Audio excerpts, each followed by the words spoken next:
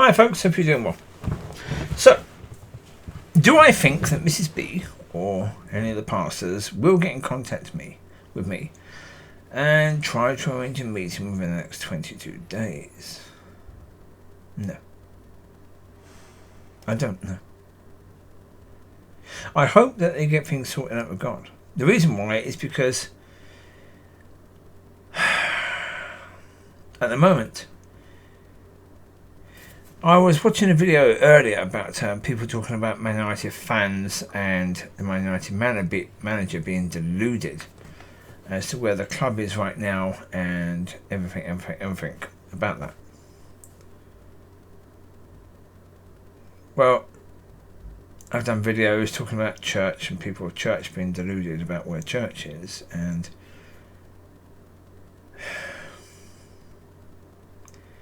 there are so many people who, where they are right now,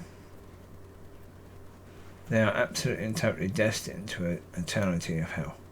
They are. If they stay on the same path, they will go to hell.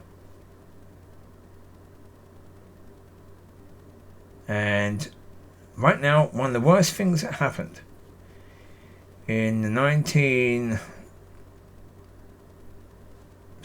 really, is that the church stopped talking about hell.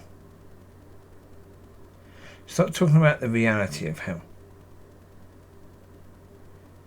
Because people being scared about the fact that there is such a thing as hell,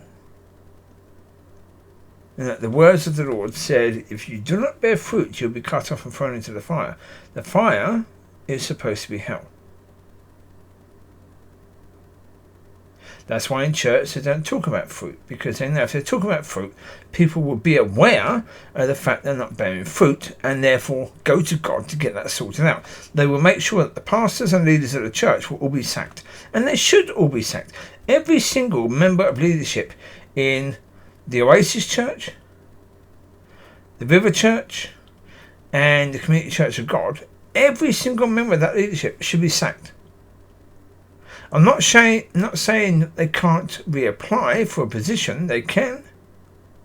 But it has to be done by God, according to His will, His ways, and, they can reapply, absolutely. And it's up to God as to whether or not they get a position in leadership in the future. So I wouldn't ban them from that. But they should all be sacked, based upon the fact that they won't talk about fruit, they won't help people to walk according to God, according to His wills and ways, and they're not concerned about the destination of the people that are in church. And to me, that's criminal. That's spiritually criminal. I've said that before, and I will stand by that. To me, if you count the people in church as children of God, that's child abuse. Simple. I'm not going to say it any other way.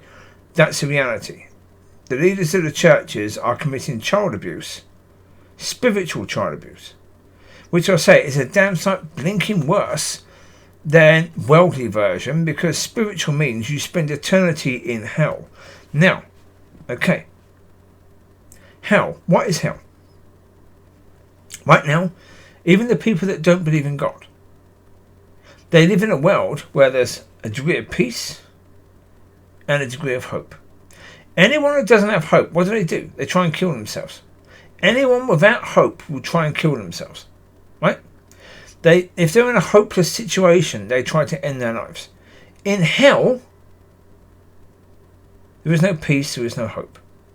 The reason why we still have a sense of peace and hope on earth is because there is still a sense of God on earth, whether you believe in God or not.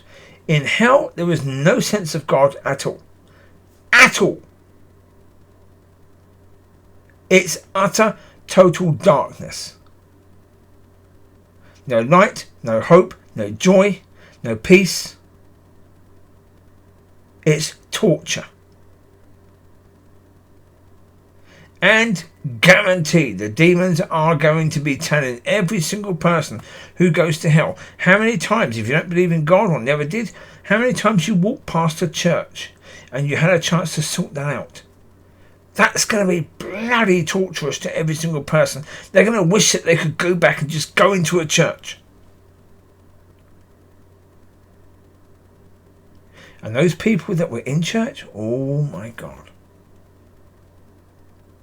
Imagine for a second how horrendous that torture. And the torture will not be physical. It will be mental, it will be emotional. Oh, yeah. These people who are led by the soul on earth, in hell, your soul is going to be feeling things 1,000,000 times more than it does on earth. People have said in heaven, your spirit feels things 1,000,000 times more than it will on earth. In hell, it'll be your soul. Because your soul connects you to the tree of knowledge of good and evil, which is the devil's tree.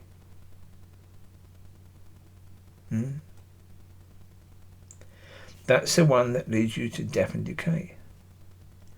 And your soul is all about feelings and me, and my truth, and poor little me, and I got offended by what you said. Your spirit doesn't get offended. Your spirit will sometimes get offended by things that are said.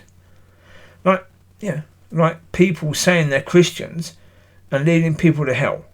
That is offensive to your spirit. If you're of God. But even then, you don't want to ban these people from church. You just want to say to these people, I'm sorry. You have to step down from your position of leadership. Whether you can be part of leadership in the future, that's up to God. But that's why I don't want anybody to go to hell. Anybody at all. That would never be a desire. No, not anybody would you want to go there.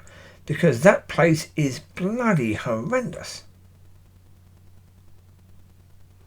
And yet, we now live in a time when we have cancel culture, when people are going exactly against Matthew 7, judging people, using massive measures to judge people and convict people, cancelling people, etc., etc., etc. We live in a time where people are demanding that they themselves go to hell. It's insane. So, there you go. This is where we are. We are in that situation now. Enjoy. Go to God. Get it sorted out. Go to God. Ask God about your fruit and get it sorted out. Don't risk it. It ain't worth it. Hell is a reality the same as heaven is.